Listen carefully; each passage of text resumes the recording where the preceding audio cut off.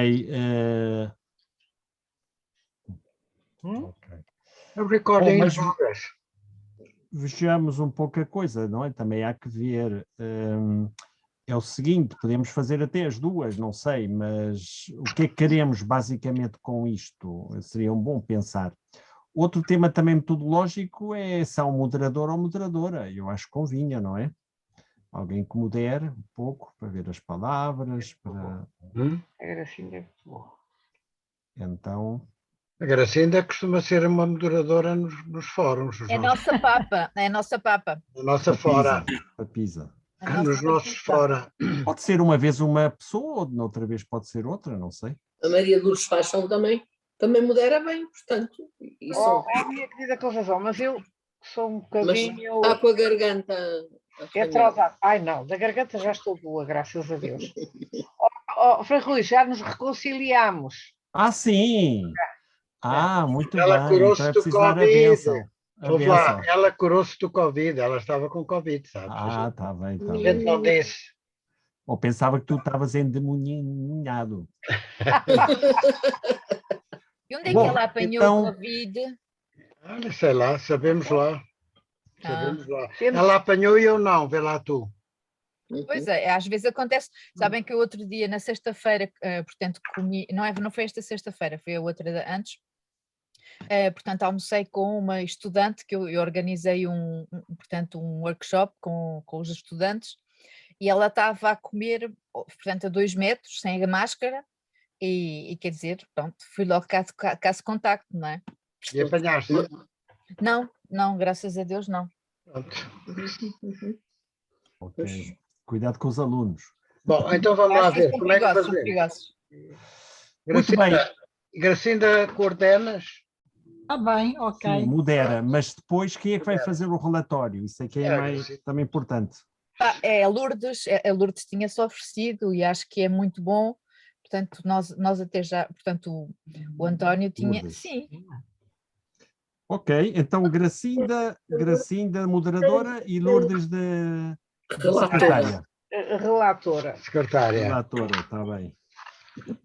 Muito bem. Digo já pedi na caneta, notas. a mulher da caneta. Pronto. E depois é preciso então pôr-nos de acordo como é que vamos fazer, não é? Se mandamos para o Patriarcado só, se mandamos só para Roma ou se fazemos as duas.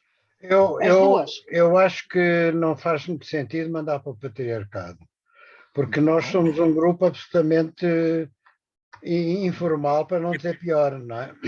Sim, mas de todas as formas estamos aqui no território e não seria bom que eles ouvissem também, ouvissem as coisas. Mas o meu marido hoje não está bem, então todos os grupos informais e tudo têm direito à voz e claramente... Mandando para Roma, mas não... Não, até pelo... Tu tens de ler bem aqueles horríveis documentos iniciais. Pois é, isso é que é o meu pecado, é que ainda não li bem. É porque a Lourdes, estás a ver, ela fez o trabalho de casa. Pois é, fez. Sim. Portanto, ok, se quiserem, por mim, tanto faz. Eu não tenho especial interesse em mandar para o Patriarcado. Para Roma, acho que sim, acho que é interessante. Mas não seria mau que soubessem que em Portugal também há um grupo que não está só enquadrado em paróquia, mas que pensa. Está bem, pronto. Ok, então manda-se também para o Patriarcado.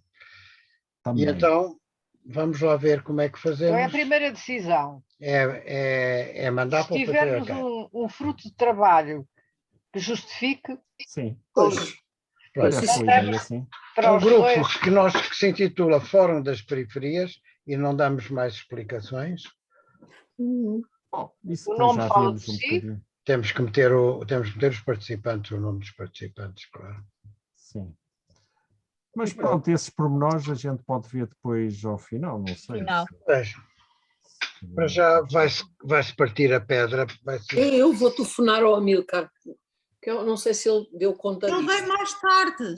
Sim, vem mais tarde. Escreveu no WhatsApp. Ele já disse no WhatsApp. Não sabia. Eu gostava de fazer um ponto prévio. Sim. Não é para pôr uma medalha ao peito, mas por acaso quase merecia isso. Epá! Esse ego anda-se um bocadinho. li o documento do secretariado que acolita o sínodo e que é uma coisa tenebrosa. É preciso um espírito de sacrifício para fazer essa peregrinação, uma coisa... E fiquei muito preocupada com aquele documento. E, portanto, antes dos nossos trabalhos, eu faço muito empenho em lhes dizer que devem ler. Não podes fazer uma síntese do que é que... de qual é que Não, eu não faço papinhas. Eles têm de ler as coisas. É assim. E porquê? Porquê que é tenebroso? Olha, Porquê é que é tenebroso? Porque, olha, quando foi a abertura do sínodo, o Papa Francisco fez um discurso de 2 páginas onde dizia rigorosamente o que queria. E foi muito direto e muito transparente e pedia ajuda ao povo de Deus para dizer o que sentia, o que era preciso mudar. E foi muito claro, mudar aqui, mudar acolá, mudar acolhi, uma coisa perfeitamente, uma pastoral transparente. Aquele discurso simples depois foi convertido num discurso completamente críptico e confuso, todo centrado na organização, mas todo centrado na organização e com metodologias ao milímetro, descritas ao milímetro. E depois tem um vademecumzinho em que converte as 2 grandes questões do sínodo em 10 questões temáticas que andam como o cãozinho à volta da cauda. Pronto. E, portanto, fiquei extremamente preocupada por perguntar se aquilo é o que foi expedido para todo o mundo, para o povo de Deus responder, e se o povo de Deus é obediente e não vai até às fontes, até ao Papa Francisco, que é quem apelou para isto, eu não sei o que é que vai sair dali. Vai sair qualquer coisa muito ensimismada, muito subjetivada, mas isto eu tenho muito mau espírito e sou muito mau. Por isso eu peço a vossa ajuda para lerem os documentos e soltarem-se as vossas vozes. Se quiserem, eu posso mandar o discurso do Papa Francisco. Aliás, é fácil. Põem Vaticano no Google e põem lá sínodo e vai direitinho ao texto do Papa Francisco em português. Bom, eu ainda queria acrescentar uma coisa. No início do sínodo, a Capela do Rato convidou 3 conferencistas para apresentar a questão do sínodo. E são 3 conferências, 2 das quais absolutamente excepcionais, e que se podem... A primeira, que é de um teólogo que se chama Pinho, como é que ele se chama, António? Não lembro. Eu nunca tenho nome. E que põe muito bem as questões, é muito bom. Está em texto verbal. Eu acho que ele é professor da Universidade Católica. Foi. Agora Deves conhecê-lo, foi. Borges de Pinho, pode ser. Exatamente. Mas é um texto muito bom, muito atual, muito profundo. Gostei muito desse texto. Depois, há também um texto de uma teóloga espanhola que faz parte da comissão metodológica e que é uma gravação oral, portanto não tem texto escrito, e são duas peças que se podem ouvir com imenso proveito para percebermos bem o que é que se procura e que não tem nada a ver com o documento introdutório.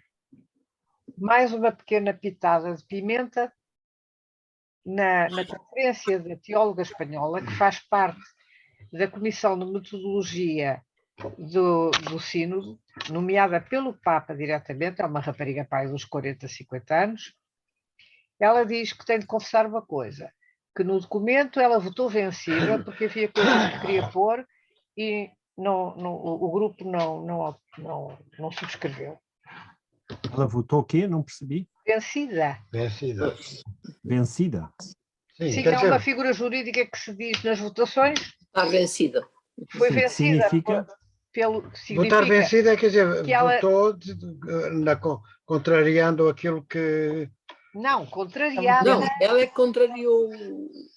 Ela propôs Obrigada. e não deixaram que a pergunta dela, as questões dela, figurassem. Pronto, e ela disse isso.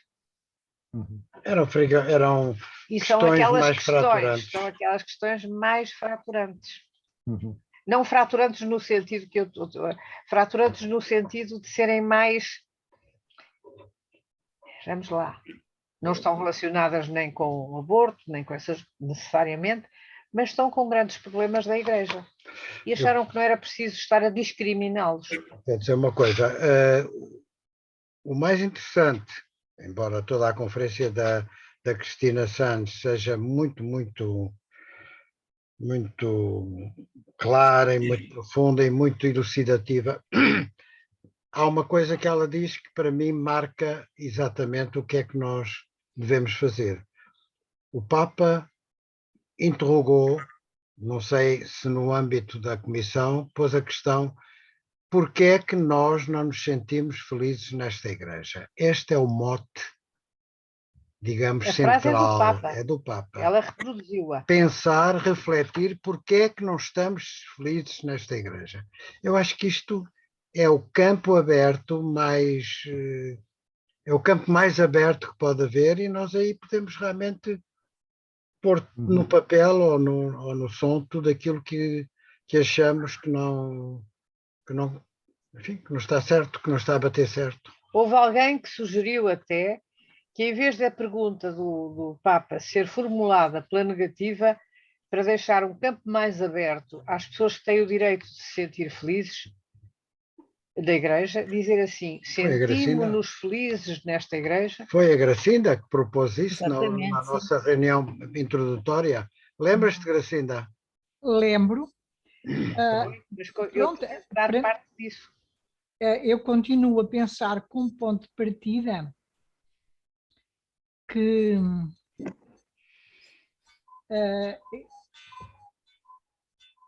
não é fácil a gente estarmos em uníssono, é praticamente impossível, acerca do conteúdo disso. Sentimos-nos felizes nesta igreja, o que é que isso quer dizer?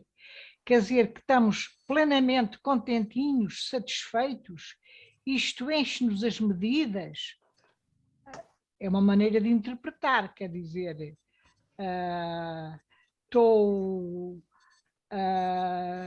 já não preciso de procurar mais nada, encontrei a verdade para tudo. Que se entende por isso, sentimos felizes nesta igreja. Eu tenho dificuldade em responder a essa questão, porque é assim, se calhar, ainda bem que não estou, quer dizer, não estou nem feliz nesta igreja, nem estou feliz em parte nenhuma, no sentido de que eu me sinto inquieta, eu sinto-me à procura, eu sinto que a verdade me escapa.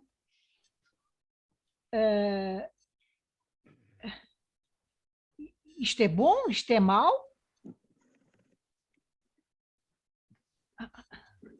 É assim uma questão um bocado pertinente. Daí eu ter dificuldade de entrar logo à partida. Sentimos felizes? O que é que a gente quer dizer por isso? Eu posso falar, dar aqui uma dica. Gracinda é que é a moderadora. Moderadora, posso entrar, hein? Faça favor. Bom, eu atribuo a esta frase interrogativa um sentido de convite a uma certa introspeção. Mas é uma introspeção que não é propriamente de analisar a nossa consciência e a nossa postura de responsabilidade perante uma situação qualquer. É mais nós fazermos, cada um para por si, uma análise de o que é que, na vivência da comunidade cristã em igreja e não na igreja, corre mal. O que é que corre mal? E o que é que corre bem? E também o que é que corre bem. Mas como a pergunta é porque é que nos sentimos pouco felizes nesta igreja, é nós pensarmos quais são as farpas, os obstáculos que nós encontramos para uma vivência plena em igreja. E depois podemos encontrar múltiplos fatores que residem em nós, na nossa forma de estar nessa igreja, mas que também residem naquilo que se costuma chamar de igreja, com I grande, que é, digamos, toda a estrutura eclesial que enquadra a vida de igreja. E aí, nessa estrutura, nós encontramos certamente aspectos que fazem com que nós não nos sintamos inteiramente felizes. Eu acho que aí há um campo de crítica, há um campo de reflexão. Claro que a crítica pessoal, a crítica à nossa maneira de estar na igreja, não é muito diferente daquela que nós podemos fazer todas as noites quando fazemos um exame de consciência. Quer dizer, é ver como é que nós realmente nos relacionamos uns com os outros, se estamos realmente a praticar a caridade cristã ou não. No fundo, tudo se resume a isto, não é? Mas o viver em igreja tem um âmbito mais largo, não é? É tudo aquilo que significa para nós ter relações até institucionais, porque a igreja, quer se queira, quer não, é uma instituição em que nós nos incorporamos, onde praticamos determinados rituais que também são necessários. Portanto, é nesse campo que eu vejo a possibilidade de responder a esta questão. Somos felizes nesta igreja? Pronto, já disse. Então, ok. Então a minha proposta como moderadora é mesmo essa. Avancemos, sem mais, para elencar aspectos que respondam a este esclarecimento que o António acabou agora de fazer. O que é que nos incomoda nesta igreja? Isabel, olha, a Isabel está a pedir a palavra. Portanto, há quase 30 anos que não vou à missa, portanto, regularmente. Portanto, durante estes 30 anos, às vezes durante a semana, portanto, lá passava para comungar, mas portanto, como é que eu ia dizer, os discursos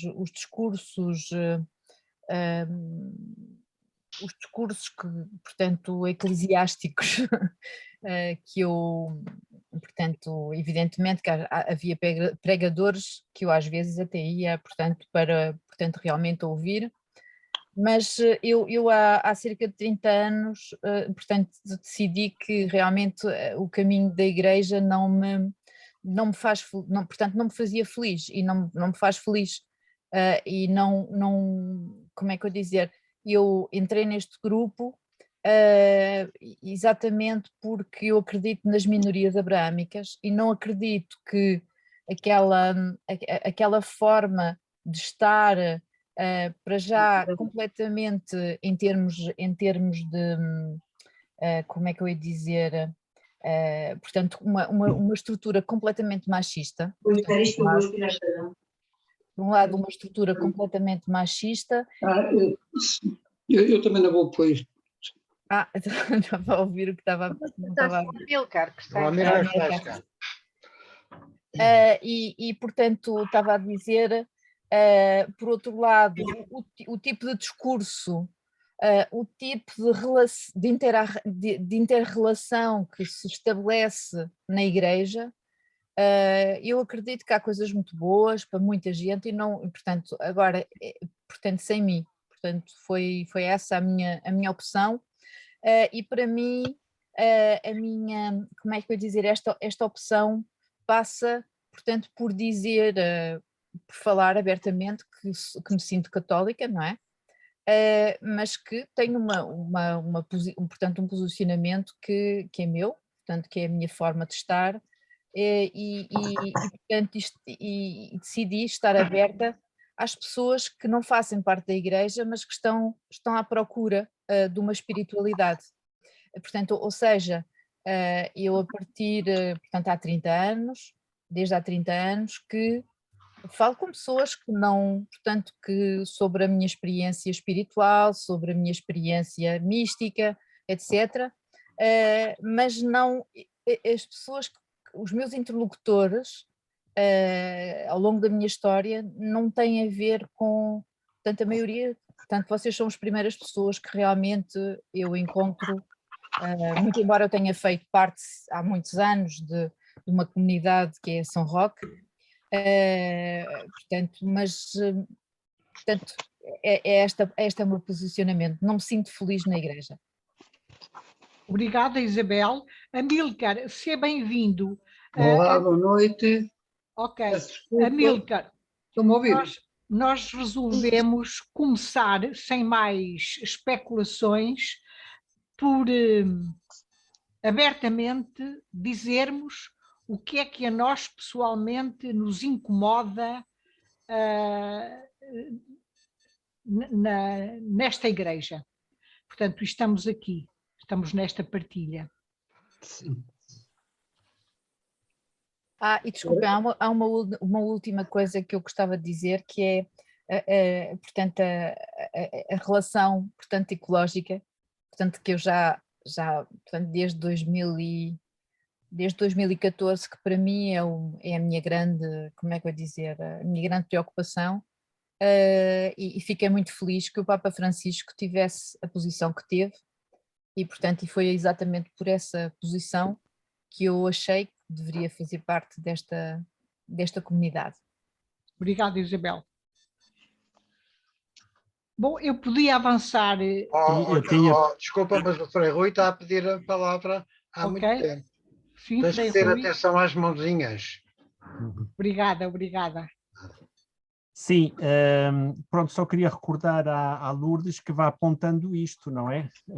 É um pouco assim, um pouco chato esse trabalho, mas para depois fazer um relatório, há aqui coisas interessantes que vão saindo, seria bom ter em conta para depois. Bom, o que eu queria dizer é o seguinte, pronto, o tema é muito complexo, estamos a começar, mas um bocadinho para esclarecer os termos, a questão é o seguinte, para responder à pergunta, temos que dizer o que é que entendemos por igreja.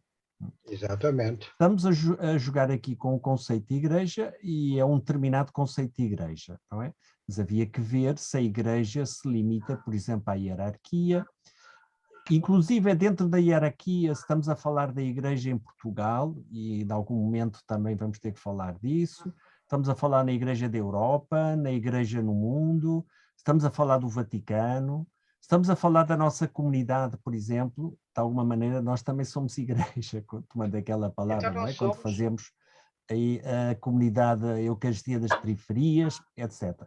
Portanto, as comunidades de base no Brasil, por exemplo, ou noutra parte, também são igreja, não é? Então, quando falamos aqui de igreja, parece que estamos a tomar um modelo hierárquico, não é? Não, eu não quero. Modelo, Não é minha. Então esclareçamos, porque para mim dizer que estou bem ou mal vai depender a que igreja é que eu me refiro. Se me refiro ao Vaticano, pode ser uma coisa, se me refiro a uma comunidade como a gente tem, ou que... Não. Então acho que é bom pelo menos a gente esclarecer realmente qual é, porque é um conceito sociológico também e é um bocado amplo, e seria bom um bocadinho especificar isso também de alguma maneira. Bom, depois dito isto, qual é o critério para dizer que acho que a igreja está bem ou não está mal? Depende estes diversos níveis de igreja, estes diversas, digamos, dimensões da igreja estamos a falar, não é? A igreja é micro, a médio, a grande, pronto. Mas qual é o critério para mim? O critério é simplesmente um e simples, que é o de Jesus Cristo e do Evangelho. Pronto. Então é a partir daí que eu queria fazer as minhas reflexões e dizer se a igreja está bem ou mal, o que é que eu penso, em relação a esse testemunho que deu Jesus e à mensagem do Evangelho. Esse é que é o critério. Pode haver outros critérios também, mas pronto, eu acho que esse é o critério que me parece fundamental, não é? Então, neste sentido, claro, isto é muito amplo, não sei várias coisas, mas pelo menos há uma que eu queria agora salientar mais e diretamente. É que ao longo da história tem havido vários modelos de igreja. E o modelo de igreja que agora temos não parece bater muito certo com o de Jesus de Nazaré. Quer dizer, até certos pontos, não é? Não quer dizer, não é totalmente, se fosse totalmente não estaria na Igreja Católica, certamente. Mas acho que há muita coisa que não bate certo com, digamos, com essa mensagem de Jesus. Por exemplo, a estrutura organizativa da Igreja, não é? Este modelo piramidal que temos, acho que não tem a ver com essa igreja mais sinodal, por empregar a palavra, mais koinonia, mais comunhão, que tinha nos primeiros tempos do cristianismo. Acho que aí é o ponto, já é sabido, não é? O do século IV, que é uma inflexão para um modelo de igreja do poder. Então, acho que esse é um tema que tem marcado muito a igreja a vários níveis, a igreja instituição.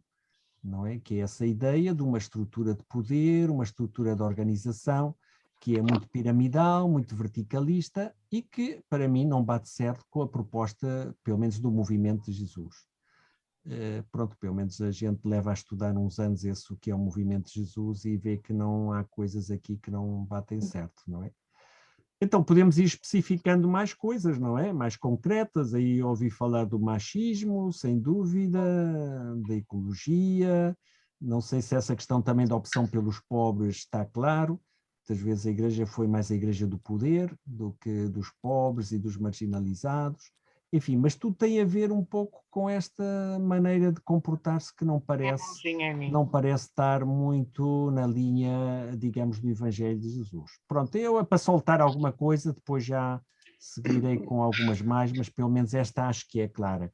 Enquanto isto não se resolver, pronto, acho que aliás a ideia do Papa seria precisamente uma igreja sinodal, portanto uma igreja mais horizontal. Relacionado com isto, todo o tema que eu queria também depois introduzir um bocadinho depois, da democracia na Igreja, dos direitos humanos na Igreja, mas pronto, depois iremos sobre isso. Mas tem tudo a ver com este sentido, que a estrutura não bate muito bem certa com a utopia de Jesus.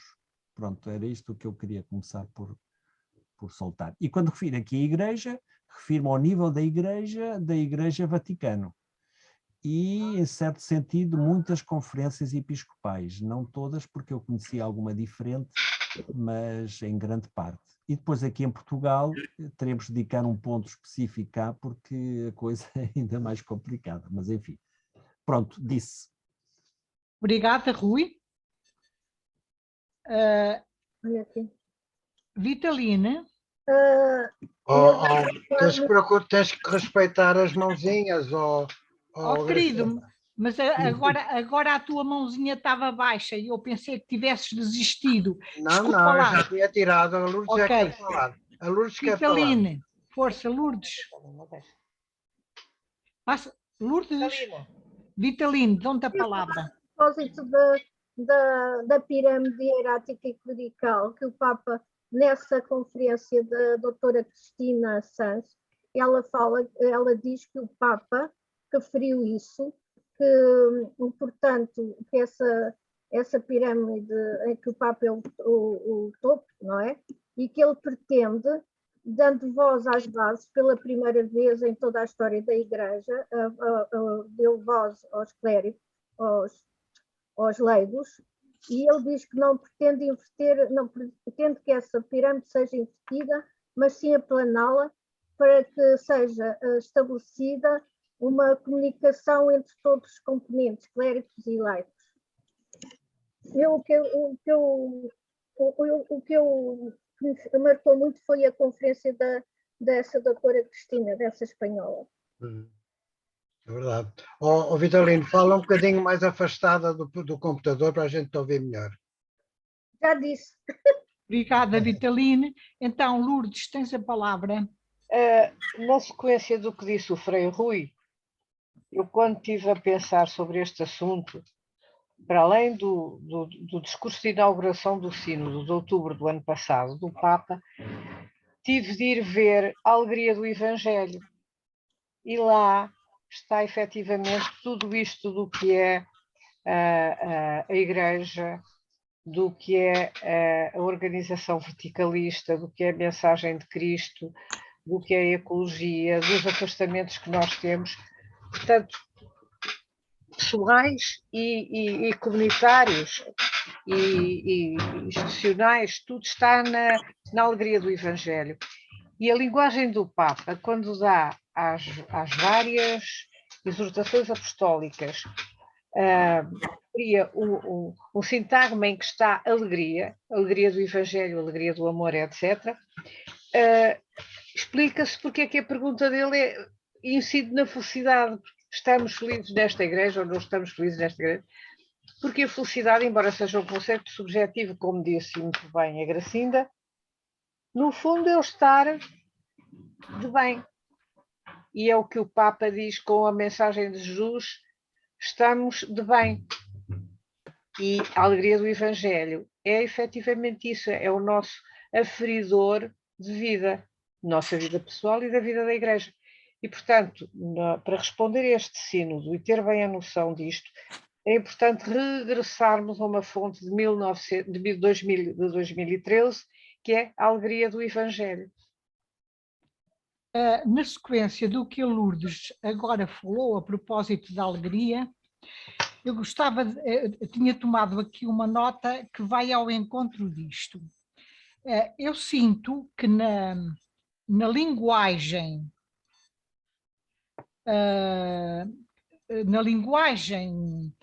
doutrinal, nós contrapomos deveres a direitos. Isto é como que se o cumprimento de um dever, toda a nossa educação, agora a cristã católica,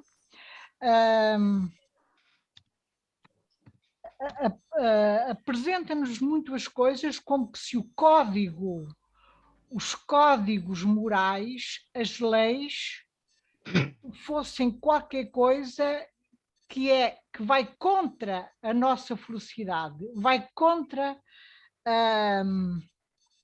como se houvesse uma oposição entre a nossa necessidade básica de sermos felizes e um código doutrinal que nos coarta, e então nós temos que fazer uma opção.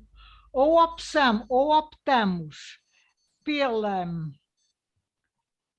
por aquilo que é natural e aquilo que é, eu digo aqui natural, como que se o natural fosse sinónimo de não prazer, de não felicidade. E eu acho que aqui há qualquer coisa na linguagem doutrinal que a mim me incomoda, me interpela e que é básico e que é muito fundamental, porque assim, nós não vamos à procura de qualquer coisa que queira o nosso mal. Portanto, o dever surge como um fardo e não como uma libertação. E, inclusive, os discursos doutrinais vão muitas vezes neste sentido.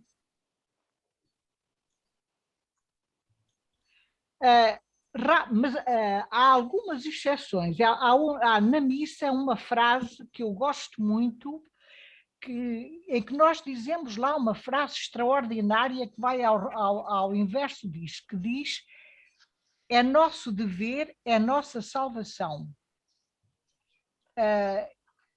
Já há muito tempo que esta frase me interroga, quer dizer, o dever é a nossa salvação. Não há oposição, não há... ao contrário, o que é natural é que é bom. o que é... Deus disse que era bom, Deus viu que era bom, mas na nossa cultura doutrinal nós não veiculamos essa linguagem de libertação.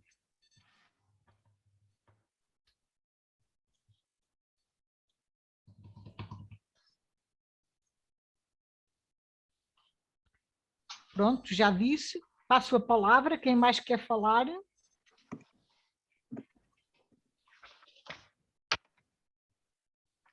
Eu não percebi muito bem. Põe mãozinha. Não percebi muito bem na tua intervenção, Gracinda, a oposição, direitos e deveres. Porque nós não estamos propriamente a falar dos conceitos da Declaração Universal dos Direitos dos Homens e das Mulheres, da humanidade. Uma coisa é a lei e outra coisa é a adesão à lei. No caso da vivência do Evangelho. Quando há o primado da lei pela lei sobre a conduta do amor, nós não estamos com o Evangelho. E eu penso que é sobretudo contra isso que se pode estar, é contra o domínio da lei sobre o espírito da lei, porque ninguém contesta que os seres humanos têm direitos inalienáveis e têm deveres, e o primeiro dever é a caridade. Os outros todos, como diz o São João, ou o João, ou Paulo, todos se submetem ao amor. Agora, a lei pela lei é que é realmente muito dura e, voltando a estarmos felizes ou não nesta igreja, eu penso que uma das coisas que me incomoda nesta igreja é o primado da lei, aplicada de uma maneira muitas vezes tirânica e cruel para a vida das pessoas. E na alegria do Evangelho, o Papa tem o cuidado de chamar a atenção que cada caso merece um olhar particular e que a lei não é para ser aplicada genericamente, inflexivelmente e universalmente. Ele até dá, não me lembro agora exatamente da expressão, mas dá uma... Eu depois procuro mais adiante, dá uma norma muito interessante para entendermos esta progressividade ou gradualidade da aplicação da lei, que ele chama a gradualidade. E, portanto, queria que tu explicasses um bocadinho o que é que querias dizer com isto.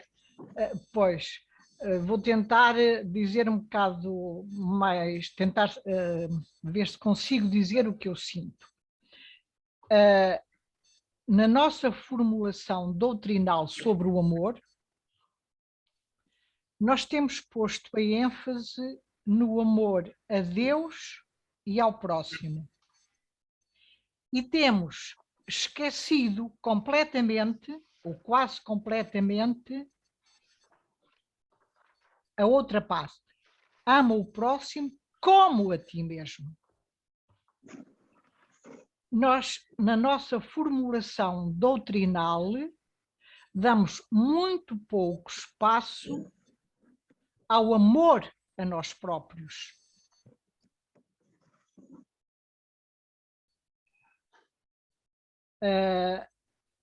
E, portanto, isso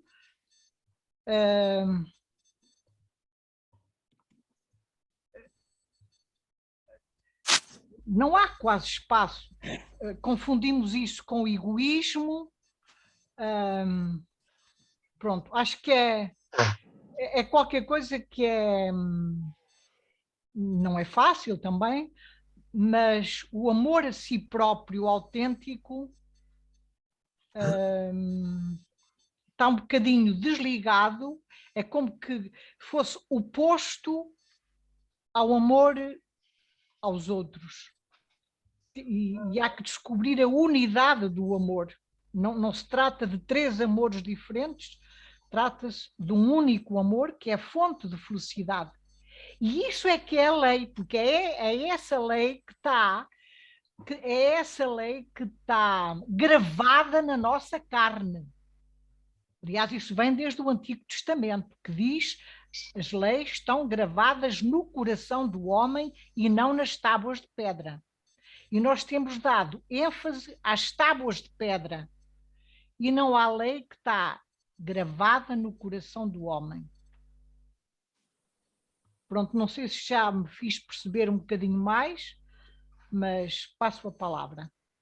Oh, Gracinda, está aí a mãozinha, também é para mim. Posso entrar? Faça favor.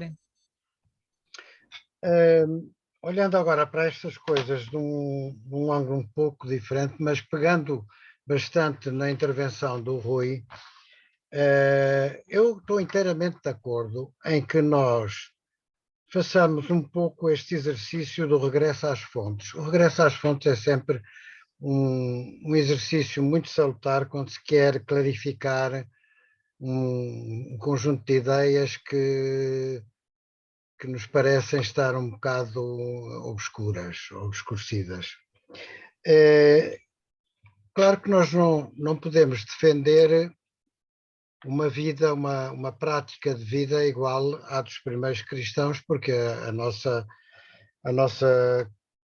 comunidade, a nossa cultura, a nossa civilização já não tem nada a ver com o que acontecia naqueles tempos. Mas há aqui uma série de aspectos que nós talvez tenhamos que recuperar. Não esqueçamos que quando as comunidades cristãs começaram a aparecer, havia os que estavam de fora que diziam assim, pelo menos isto é tradição, que eles diziam isto: vede como eles se amam. Quer dizer, havia ali qualquer coisa de novo, de inovador, qualquer coisa que não acontecia normalmente e não acontecia antes. Portanto, houve como que uma revolução de costumes. A Igreja, Jesus Cristo, como nós sabemos, não instituiu nenhuma igreja. A Igreja foi-se formando por necessidade de agrupar, pela necessidade de gerir comunidades. E se nós olharmos para a Igreja primitiva, numa perspectiva do que aconteceu ao longo de toda a história da Igreja, destes 2000 anos, nós descobrimos aí, como o Rui há bocado disse bem, que do século IV até hoje a Igreja foi se institucionalizando cada vez mais, criando um código, quase que a prática do cristianismo acabou por se confundir com a prática de um código de leis que comodamente incutiu no comum dos fiéis a ideia de que, cumprindo essas leis, se estava a garantir a salvação, um pouco à semelhança do que fazem os muçulmanos, que, cumprindo rigorosamente o que o Corão diz, eles estão salvos. Por isso são religiões altamente fundamentalistas. Nós temos, embora mais atenuadamente, mas nós temos na nossa Igreja, com o aspecto que eu agora acabei de referir de uma instituição, muito de fundamentalismo. Isto é, o que é que eu quero dizer com isto? É as pessoas sentirem-se justificadas e tranquilas e serenas com o cumprir uma série de regras e pronto, com isso compraram a salvação, compraram a vida eterna. Portanto, esquecendo que antes disso tudo estava uma prática intensa de intercâmbio de amor, não é? De ver como eles se amam. Portanto, eu penso que para nós olharmos para o que é para nós verdadeiramente a Igreja, temos que ir a este fundo, Temos que ir lá abaixo ver realmente como é que nós poderíamos viver em igreja um pouco à maneira e ao estilo como as primeiras comunidades faziam. E depois daí desconstruir aquilo que tem sido acumulado e que tem, como é que eu ia dizer, enrijecido a Igreja, tornando-a uma instituição nada flexível. Por mais que os padres digam que cada um tem a liberdade, que o cristianismo é a liberdade, cada um pode fazer aquilo que entende, não é verdade. Nós, de uma forma geral, sentimos-nos, aqueles que estão dentro dessa mentalidade, sentimos-nos coagidos a cumprir um código de regras. E é contra isso que eu penso que nós temos que refletir. Quer dizer, o que é que nesse código de regras é justificável ou tem que ver com o Evangelho, se é que tem, e tudo o que é ganga, aquilo que não tem que ver com o Evangelho. E aquilo que não tem que ver com o Evangelho nós temos que pôr cá para fora, gritar, criticar, dizer isto não nos interessa, porque isto não leva a uma praxis cristã segundo o Evangelho de Jesus Cristo. Pronto, é isto que eu queria dizer. Isabel? A Gracinda e o António falaram de uma coisa que eu acho, portanto, que eu acho que é um conceito mesmo importante, que é a questão de uma espécie da naturalidade da fé. Há coisas que, como é que eu ia dizer, que estão fora, como é que eu ia dizer, há coisas que às vezes eu acharia que seria importante que fosse parte do espaço da igreja e que, sei lá, o acolher pessoas que não, de outras religiões ou pessoas que não são crentes e conversar, portanto, muito embora haja um trabalho, etc. Mas eu acho que o grande problema realmente é a forma como a estrutura da igreja está organizada. Portanto, ela não responde mais à forma de interação, de cooperação, portanto, eu penso que há um problema realmente da estrutura da igreja e o facto de que as mulheres são, portanto, têm um estatuto que eu acho revoltante. Portanto, isto tem a ver, portanto, com a minha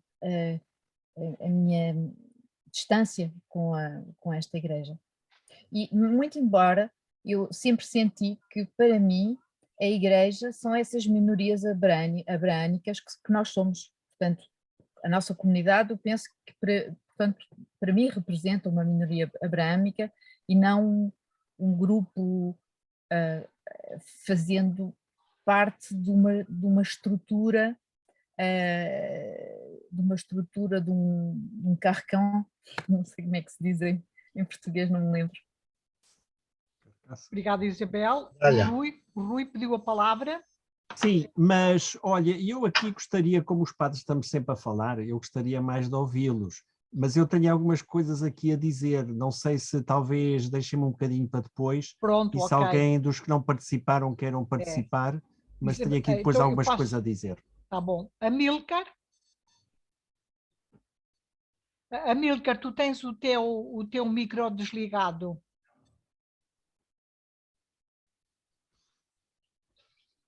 Eu falo mais daqui a bocadinho, está bem? Mais daqui a bocadinho, daqui a tá 10 bom. minutos, daqui já levanto a mão. Está bem. Maria José. Bem, eu não sei, eu tenho algumas ideias, mas não tenho o dom oratório que vocês têm. Portanto, que grande insulto, hein? Que grande insulto. Exatamente. Vou dizer as coisas assim muito como zainazinhas, mas pronto, foi o que eu pensei. E não sei sequer se devo dizer agora isto, se faz parte do tema ou não faz. Mas, diz tudo, isto aqui é para a gente falar. Pronto, então é assim, eu começava por aquilo que mexe mais comigo, que eu sou divorciada e como tal me incomoda imenso na igreja eu não poder comungar porque sou divorciada. E isso era uma coisa que eu acho que o Papa Francisco faria bem em abandonar ou reformular a favor dos divorciados.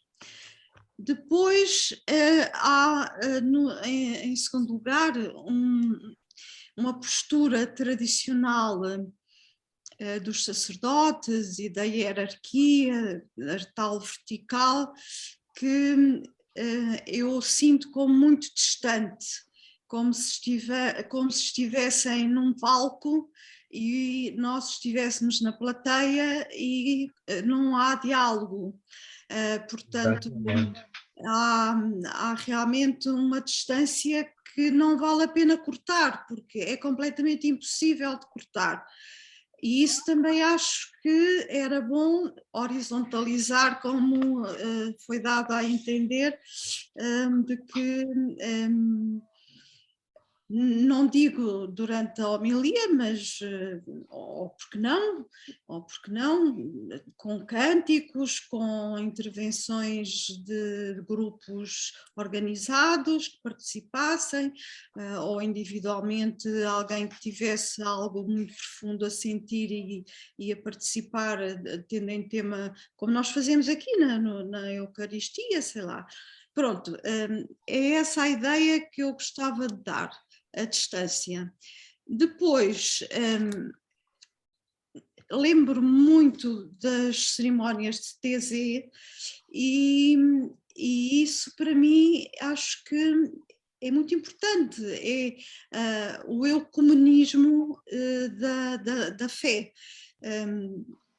Acho que deveríamos estar mais abertos às outras religiões, às outras formas de viver Deus e a vida mística, estarmos, porque no fundo todos queremos a mesma coisa, ou todos procuramos o amor de formas diferentes, todos procuramos o Deus que está dentro de nós, e há barreiras, pronto, que são históricas, não é? Principalmente por isso, mas penso que pelo menos na cristã nós podíamos criar, que eu sei que há algumas, mas aumentar, e isto vai um pouco de acordo ao que disse, não me lembro agora, a Isabel, que a Igreja devia preocupar-se por acompanhar os seus fiéis. Não é na missa toda a gente decora umas coisas e bota umas coisas cá para fora e a seguir toda a gente vai para casa, para as suas casas e às vezes até de forma egoísta e não muito coerentes vivem a sua vida, e acho que a Igreja não se preocupa em perceber as dificuldades dos seus fiéis. Portanto, deveria haver um maior acompanhamento dos seus problemas, das suas dificuldades, dos seus enigmas místicos e pessoais. Não digo que de forma alargada, mas em grupos ou sítios divulgados, de um modo muito pertinente, aproveitar este modelo informático de reuniões através da internet, inclusive desenvolvimento de meditação. No fundo, diz que nós estamos a fazer, debater coisas em que as pessoas possam intervir e mostrar coisas que sentem sem se sentir culpabilizados por estarem a errar. Pronto, haver aqui assim um acompanhamento de cada fiel que é importante, pronto, e é importante para si e talvez para o vizinho do lado que se calhar pensa uma coisa parecida, ou já pensou, pronto.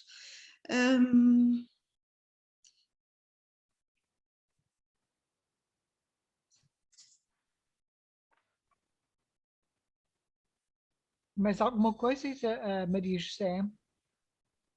Depois, essencialmente, penso que daqui dos meus apontamentos, penso que a educação devia começar na catequese, e na catequese acho que deverá haver também uma reformulação da forma de passar a imagem de Jesus Cristo, muito à maneira do que o Frei Rui diz, e não à imagem daquilo que eu acho que aprendi, que é uma coisa também assim muito lá no céu, que eu tinha a ideia que Deus estava no céu, e distante de mim. E pronto, fundamentalmente era isto. Obrigada, Maria José. Vitaline pediu a palavra. A propósito de mulheres... Afastada, mais afastada. A propósito, seguindo o raciocínio da Maria José, eu também sou divorciada e vou comungar, porque houve um padre, quando foi da comunhão, primeira comunhão de uma das minhas netas, disse: não, isso está mal, e eu, em nome de Deus, perdoo-te os teus pecados, confessas-te e estás perdoado e vais comungar quando quiseres. Não sei se ele depois levou algum castigo, não sei, mas eu vou comungar. Sabes, Vitorino, desculpa interromper, só para dar aqui um pequenino testemunho. Isso nem todos os divorciados recasados têm essa liberdade. Eu dou-te o exemplo do meu irmão, que era divorciado e recasou, mas tinha uma prática até paroquial bastante intensa, e durante muito tempo ele ia comungar, ele e a mulher, a segunda mulher, iam comungar, até que um dia o pároco o chamou e disse: olha, desculpe lá, mas eu não posso continuar a dar-vos a comunhão, porque há escândalo, vocês estão a dar escândalo na paróquia. Já recebi muitas queixas por vocês virem comungar. E o meu irmão, coitado, até ao fim da vida deixou de poder comungar. Olha, obrigado, António. Uma coisa ainda pior, quando eu, portanto, eu fui ostracizada por causa de estar divorciada, sem culpas nenhumas, absolutamente, pronto. Mas depois encontrei o meu segundo companheiro e legalizei a minha situação, casei civilmente.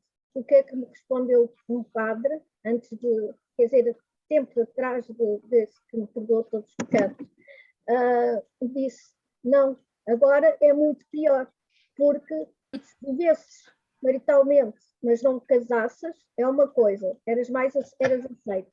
Mas casando, fizeste, quer dizer, legalizaste uma situação que não é aceito pela Igreja. Portanto, eu fiquei muito pior do que se vivesse, por exemplo, amantizada, como se costumava dizer. Obrigada. Amílcar tem a palavra. Estas regras também dependem um bocado da questão do pároco, né? Da pessoa que está a controlar as leis ou interiorizar as leis que vêm de cima da hierarquia, né? Vitalino e Maria José, que eu tenho, há aqui situações que dão a comunhão aos divorciados, portanto, não sei realmente qual é a regra em relação a isso. O que eu queria dizer, eu acho que, portanto, o cristianismo e a Igreja portanto, é amor e comunidade. E o que se vê nem sempre, portanto, entre os cristãos, não é assim, nem sempre se vê isso. Não há uma ideia de fraternidade, de ajuda aos outros. Portanto, e isso é quase como se não conhecesse Jesus Cristo ou não conhecesse o cristianismo. E porquê é que isso acontece?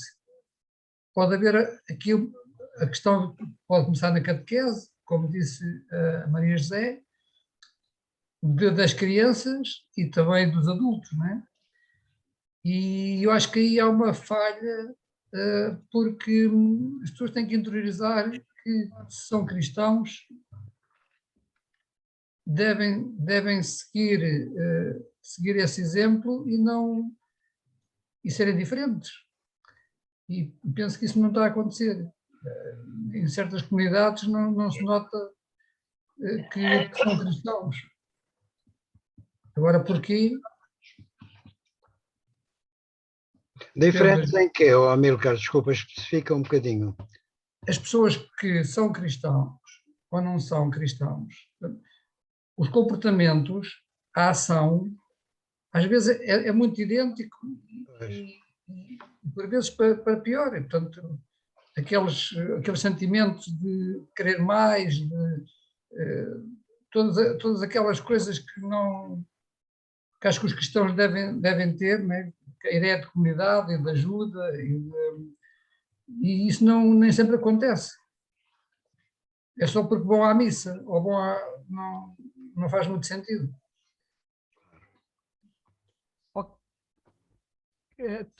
Queres continuar, Amílcar? Tens mais alguma coisa a dizer? Eu daqui a pouco já posso falar outra vez.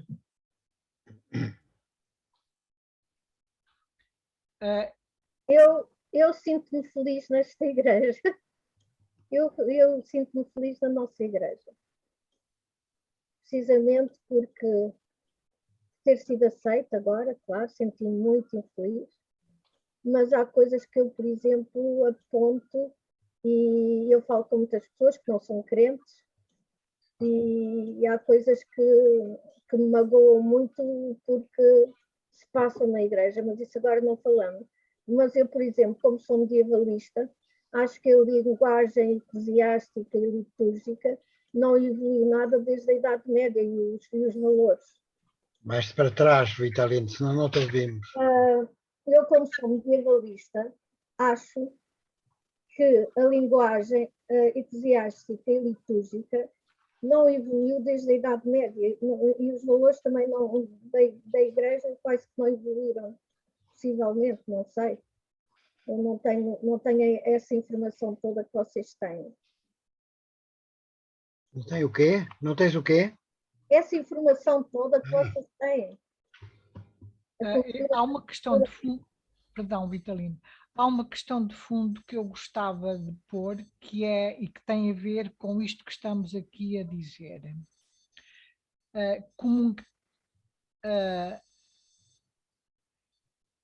Há uma cultura de exclusão e uma cultura de inclusão. Incluímos, e quando é de uma forma muito concreta, os que estão dentro, os que estão incluídos, têm direito a comungar, os que estão fora não podem comungar. Isto é, a comunhão aparece como uma recompensa para os bons costumes, para as pessoas que estão bem, portanto, aqueles que são bem comportados, que inclusive já se confessaram, esses, e toda a prática sacramental, tal como é veiculada à cultura, vai nesse sentido. Portanto, primeiro tens que te confessar, que é para depois estás em condições de ir comungar. Portanto, a comunhão aparece e eu interrogo-me seriamente se foi esse o sentido da Eucaristia que Jesus Cristo celebrou. Se a Eucaristia que Jesus celebrou, quando ele repartiu o pão, tem esse significado. Pronto, é uma questão de fundo. Claro que não. Conceição. Pois, mas se é claro que não, então temos que mudar tudo. Pois, olé. Se é claro que não, então há que mudar tudo. Claro. O Papa diz, é isso que o Papa diz. É preciso. E, portanto, A Conceição pediu a palavra. Diz, Conceição.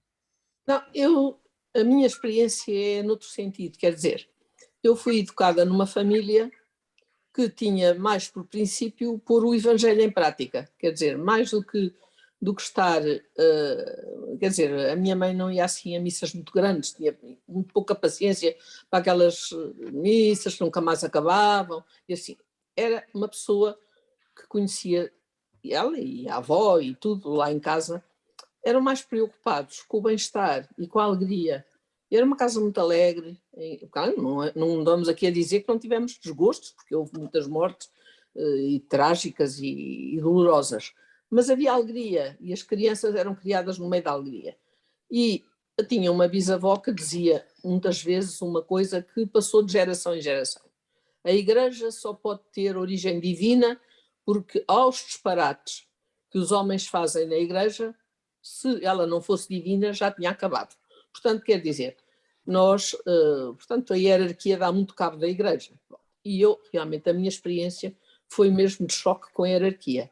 Eu tive vários choques brutais, inclusivamente de ser despedida do trabalho que estava a fazer, como voluntária, à frente de uma IPSS, e eu comecei a ter choques porque eu não podia concordar com o que se estava lá a passar. Para mim aquilo era uma coisa que não me dava alegria. E comecei a espigardear, pronto, e daí a ser despedida, quer dizer, chegar um dia para uma reunião e dizer a senhora já não faz parte da direção. Tinha sido despedida da direção. Disse, olha, ainda bem, pronto, porque eu já me estava cá em sentir incomodada e enquanto isto, eu não tinha bem coragem de cortar, até que falava muito com o senhor padre muito velhinho, e ele dizia, Maria da Conceição, mantenha-se, porque a própria igreja é terra de missão. Eles estavam sempre a dizer isso, para me aguentar, porque eu já andava um bocadinho furiosa com aquilo, com as cerimónias, os meninos não podiam tomar banho em frente das meninas, quer dizer, apareceram lá umas pessoas de uma facção da igreja que eu achava que era muito conservadora e que não tinha nada a ver com aquilo que me tinham ensinado. Era muito puritana, muito conservadora. Portanto, os meus choques foram efetivamente com a hierarquia, esses e outros também. Por exemplo, termos conseguido pensar que a residência paroquial que está às moscas e aos ratos podia servir para juntar os idosos da comunidade, foi-me dito, então avança. Ora, quando fomos a avançar, não se avançou, quer dizer, portanto, os embargos vieram sempre da parte da hierarquia, quando nós víamos que as pessoas tinham tendência para querer fazer alguma coisa pelos outros, que houvesse bem-estar. Portanto, realmente eu tenho a impressão que tenho assim um bocadinho parte e perigo contra a hierarquia, mas contra o que eu aprendi em criança não, porque realmente eu acho que fui bem levada a perceber qual era a riqueza e a alegria do Evangelho. E mais, acho que também fui bem ensinada porque a catequese que me deram foi com a vida de Jesus. Não houve outra catequese daquelas com estes últimos catecismos, que era Deus numa página, Espírito Santo na outra, assim uma coisa muito desagregada que não fazia sentido. A mim começaram por me ensinar a catequese pelas parábolas, pelos Atos dos Apóstolos. Portanto, acho que sou uma pessoa privilegiada para perceber que a Igreja é mais isso, ou que deveria ser mais isso, é pôr em prática e sermos a alegria uns dos outros. É isso que eu acho, mas não é isso que eu vejo, na verdade. Vejo muitos pauzinhos na engrenagem para que as coisas não sejam assim, um grande afastamento de algumas pessoas a fazerem, quer dizer, muito classista, nós é que somos os bons, os outros não sei o quê, quer dizer. Portanto, estou aí nessa fratura entre acreditar que realmente é para passar a fazer o bem, ou tentar, pelo menos, não é? Às vezes pensamos que estamos a fazer o bem e não estamos, mas pronto, pelo menos convictamente tentar que se faça o bem e ver que, pronto, que a hierarquia às vezes está um bocadinho desfocada. É isso. No mínimo.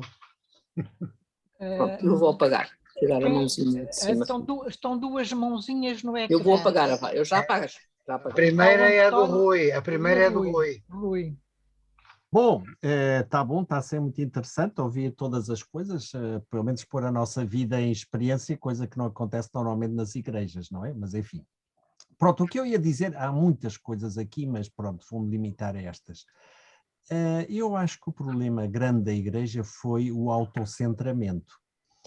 eu compreendo aquilo que disse a Gracinda, estou de acordo, o amor a si próprio é importante, mas aqui houve um amor a si próprio não muito são. Aliás, há muito de insanidade na Igreja.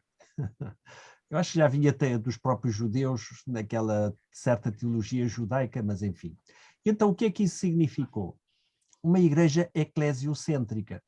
Uma igreja que, em vez de pensar que a igreja é para o mundo, está ao serviço do mundo e da sociedade e do que acontece lá, ficou uma igreja muito autocentrada na sua vida, depois de uma maneira muito artificial e muito fora da... Então, esse problema é um problema que se arrasta, digamos, há séculos, não é? Uma igreja, aliás, muito paganizada, não é? Paganizada, isso é o que conseguiu com o Constantino, não é? Uma igreja paganizada, no fundo, estamos a reproduzir certos esquemas que os judeus mais ortodoxos que a gente vê no Evangelho, no Antigo Testamento e no Evangelho estão ali presentes, cometemos esses mesmos vícios. Então, eu acho que ajuda muito o Evangelho é o descentramento, quer dizer, a igreja é ao serviço dos outros, então tem que aprender, não sentir-se que já é o máximo dos máximos. Sim, tem algo a dizer, também não é dizer assim, pronto, não tenho nada. Sim, há algo a dizer, mas aprender também com os outros e dos outros e das outras, não é? E aqui queria citar este senhor, o Dietrich Bonhoeffer, porque ele tem um livrinho que recomendo que leiam, se puder. Não sei se há versão em português, eu li uma versão espanhola, que se chama A Graça Barata. Graça Cara e a Graça Barata. O Preço da Graça, chama-se o livro. Então, esse livrinho muito pequeno, mas que está escrito com o coração, porque foi o que ele viveu e tentou ser fiel a isso. É o Bonhoeffer. Sim, que viveu então naquela época do nazismo e pretendeu uma igreja que eles chamavam Igreja Confessante, Bekannte Kirche, que era uma igreja que pretendia responder aos problemas do seu tempo, não é? Pronto, então nesse livro, O Preço da Graça, ele diferencia entre duas graças. A graça barata e a graça cara. O que é a graça barata? A graça barata é o que nós estamos a falar muito aqui. Pronto, a gente faz a catequese, tem os sacramentos, pronto, etc. Então fica todo contente, não é? Cumpre as leis, tudo bem. Pronto, ele dizia também como crítica à igreja tanto protestante como católica, mas enfim. E a graça, o que é graça cara? Estou a simplificar, porque o interessante seria ler bem o livrinho, ele mostra muitos exemplos disso. A graça cara é uma graça um pouco mais exigente. E porquê que é exigente? Não por questões assim de autoexigência por autoexigência. É a graça que tem, do fundo, uma questão, que é o seguimento de Jesus, não é? E esse é que é o critério básico, o seguimento de Jesus. Então, esse seguimento de Jesus é um pouco mais complicado, mas não porque tínhamos que pôr leis e normas, etc., mas o testemunho de vida que ele deu é um testemunho de vida brutal, neste sentido de mostrar outra coisa muito diferente, não é? Então a graça de seguimento, a graça cara, exige muito mais. Exige porque já sabemos, não é? Por pouca experiência que tínhamos do Evangelho e do Jesus, vemos que aquilo é outra coisa que este autocentramento da igreja em si própria. Então o que faz descentrar a igreja, no sentido positivo, é precisamente esse seguimento de Jesus. No caso dele, significou comprometer-se com a luta contra o Hitler. Pronto, podíamos pensar... O Hitler. O Bonhoeffer, estás a falar do Bonhoeffer. Isso, estou a falar dele só agora. Mas acho que ele disse coisas interessantes. Porque ele está a falar de experiências de vida, não é? E de experiência de vida e de igreja também. Porque para ele a igreja é isso, é estar nessa caminhada no seguimento de Jesus. Então, esse critério, para mim, que está exposto num livrinho muito simples, por assim dizer, que não... é um critério que eu acho que é o fundamental e que às vezes não temos. Ficamos a discutir sobre a igreja para aqui, para lá. A própria igreja faz isso. E com esse critério do seguimento de Jesus a coisa mudaria muito, não é? Mas ainda continuamos aí paganizados no Antigo Testamento e tal. Pronto, eu acho que este é o critério e que nos podia fazer descentrar e realmente descobrir muitas coisas que estão aí, como é que a gente poder responder aos problemas reais dos nossos dias e não a coisas também do passado. E só para acabar, também dizer uma coisa, a coisa complica-se porque dentro da Igreja também há setores mais progressistas e setores mais conservadores. Acho que hoje em dia isso já está, parece como bastante claro, não é? Todos são muito papistas, mas quando aparece um Papa assim um bocadinho mais progressista, pronto, então aí é que os setores conservadores, então, e tal, que o Papa é herético, não sei o que mais. Mas até lá, enquanto é da corda deles, muito bem. Então, eu digo aí uma coisa. Dizem, mas vocês não deviam estar na igreja. E eu digo, não, vocês é que não deviam estar. Que saiam eles, que saiam eles. Porquê que a igreja é de ser dos setores mais conservadores e mais... quando ouvirem isto, vão depois... Não, Mas é isso. Nós não divulgamos isto, atenção. Estas gravações ficam entre nós. Não há problema. Então, essa é a questão. Eu não tenho de sentir, digamos, inculpa, porque estou numa igreja que setores conservadoríssimos ainda dominam e que pensam que isso é que é ser igreja. Não. Se eu sou infiel a Jesus, então direi, pronto, então aí é que eu falho. Mas não porque os setores mais conservadores estipulem que, pronto, tem que ser assim, quando realmente isso não é também do Evangelho. Pronto, disse para pôr aí algumas coisas também em pé para discussão. Ótimo. Neste debate. Se me permitem, se calhar vai um bocadinho na sequência do que o Rui disse. Eu acho que a nossa linguagem é um bocadinho, mas é geral, uma linguagem de autossuficiência, uma linguagem daqueles que nos dizemos crentes, dos que dizemos que temos fé, temos assim uma certa postura de sobranceria face aos que não têm. Uma certa mania de que somos uns felizardos porque nós sabemos quem é Deus. De alguma maneira arvoramos-nos um bocadinho em donos de Deus. Isto, além de se calhar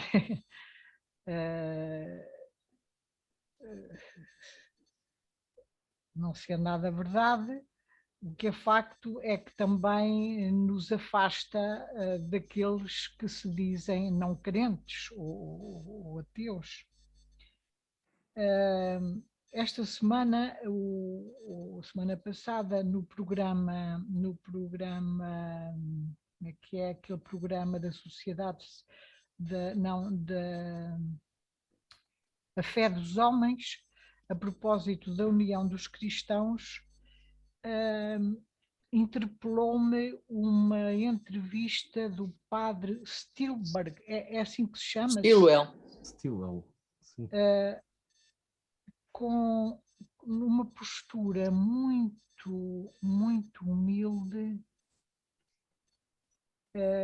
Ele referiu a evolução que tem havido no próprio diálogo entre cristãos,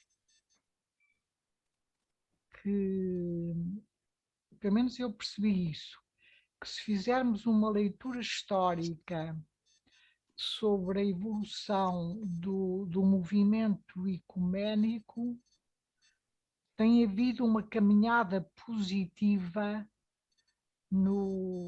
nessa abertura sincera de ninguém ser dono da verdade.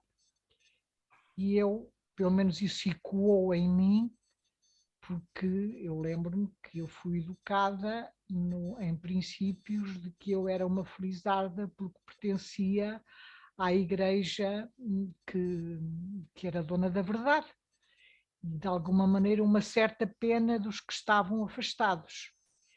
E eu recordo-me, pelo menos foi assim que eu interpretei alguns entusiasmos no início do movimento ecuménico, em que eu desejava que lêssemos todos pela mesma cartilha.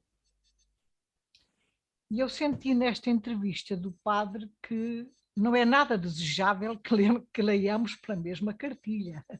Não é disso que se trata. O que se trata é da nossa aprendizagem a ouvir o que lê de uma forma diferente. Pronto, era isto que eu queria dizer.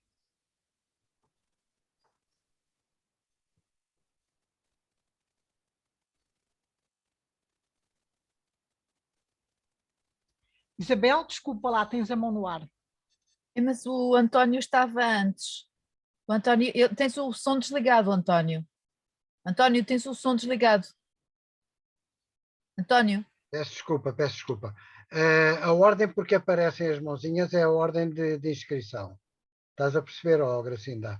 Estou, só que da esquerda para a direita. Eu peço desculpa, só que como eu estava tão empolgada a transmitir aquilo que eu estava a sentir que eu não olhei para as mãozinhas. Pronto, não faz mal.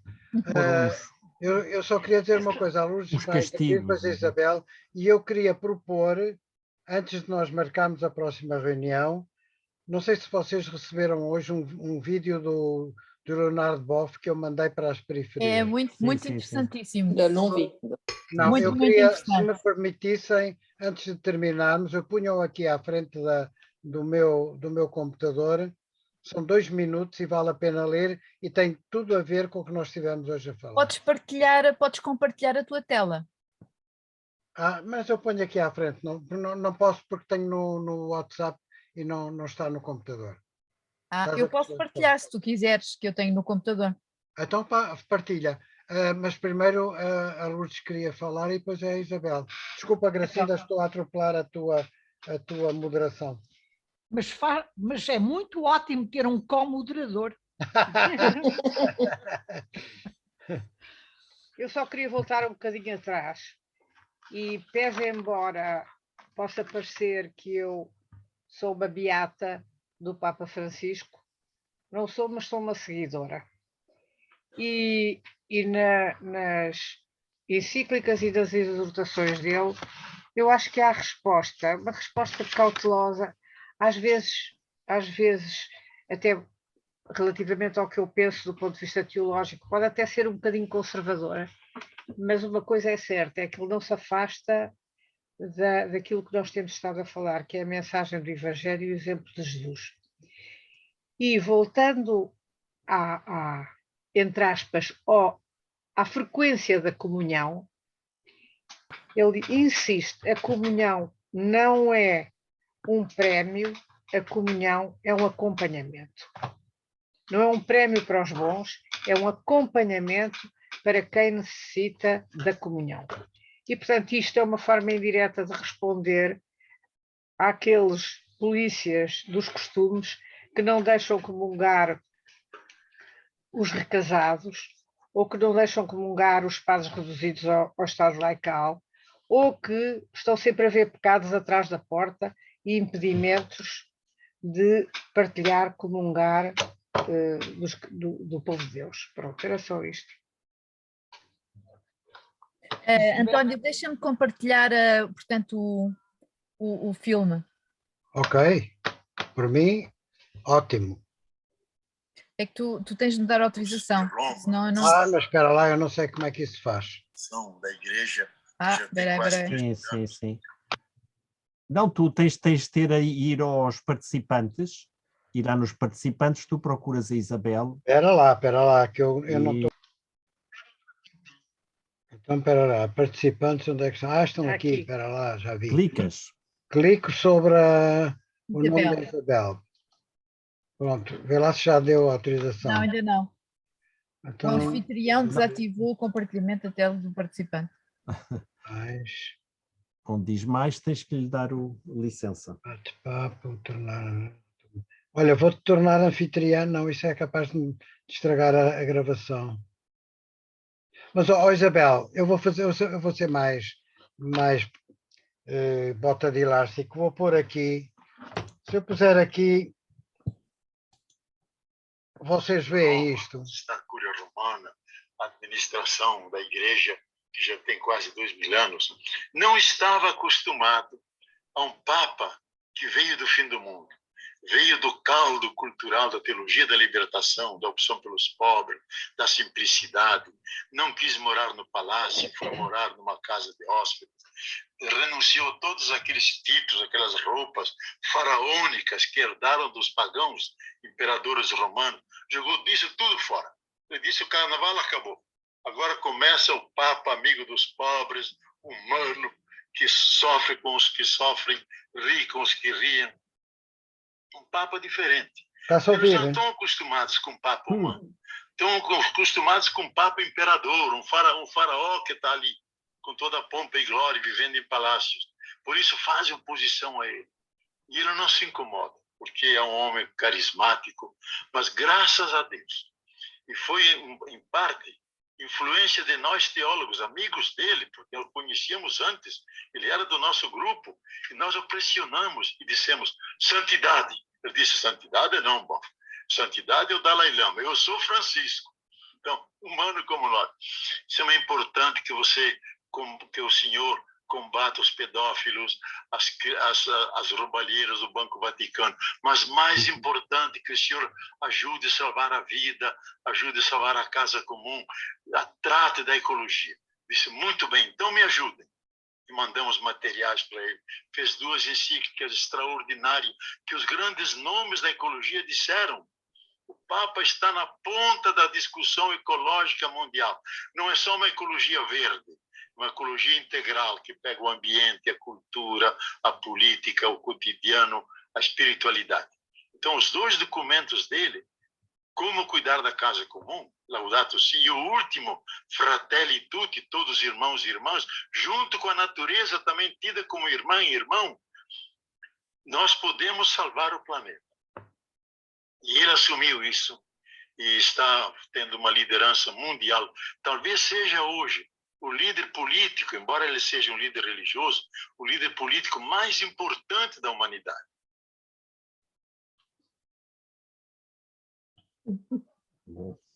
Amélia. Obrigada. Amílcar, tens a palavra. Eu infelizmente tenho de ir andando, porque eu já estou super atrasada na minha reunião. Ok. Adeus, Isabela. Obrigada. Até amanhã. Isabel. Até amanhã. Olha, Isabel, espera lá. Podemos marcar outra reunião do fórum para o sábado que vem? O que é que acham? Rui, diz lá. Eu agora não posso dizer, mas Mas amanhã. Então diz-nos Amanhã. a data. Pronto, Rui, diz-nos tu a data, tá bom? Amanhã. Beijinhos, Olha, eu obrigada. também tenho que me ir embora. Peço Tenho que desculpa. descansar do meu homem, também peço desculpa. Pronto. Amanhã eu falo o resto. Está bem? Então é só terminar. Amílcar. O Amílcar queria falar. Sim, só ouvir o Amílcar. É muito rápido. Em relação ao que a Gracinda disse, eu fui aluno do padre Peter Stilwell nos anos 70 e nessa altura também a preocupação dele era realmente o economismo. E, portanto, é uma preocupação já há muito tempo. E é um professor que marcou, foi daqueles que marcou muito, porque era uma pessoa, na altura, já bastante à frente do tempo, nessa altura. Onde é que ele foi teu professor? No Seminário Liceal de Penafirme. Aham. Sim. A propósito.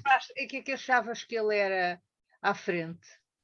Ele na altura, antes do 25 de Abril, ele já nos levava para o Pinhal e falávamos sobre a democracia e sobre outro tipo de coisas. No Pinhal. Estava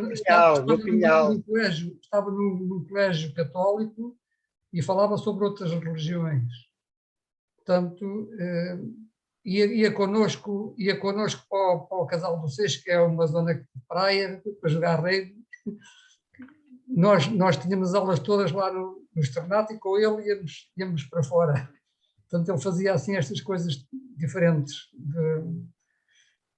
E era muito chamado, entre aspas, fora da caixa. Mas foi uma pessoa que marcou positivamente.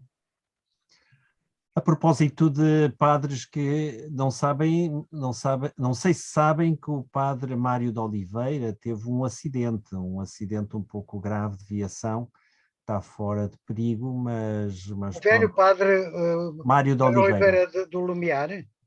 Não, Mário de não é Oliveira está na Lixa. Está bem, é outro, pois, está bem. Não, aquele que escreveu aqueles textos e foi importante aqui na luta contra também o colonialismo, etc. Sim. Mas ele teve um acidente ali e pronto, eu sei por gente conhecida que ele está fora de perigo, mas parece que a coisa foi grave, sim. Pronto, é só para informar. Ok. Não, é que havia um padre Mário Oliveira que foi prior no Lumiar e que foi saneado pelo cardeal patriarca Cerejeira, mas esse já foi há muitos anos e já morreu.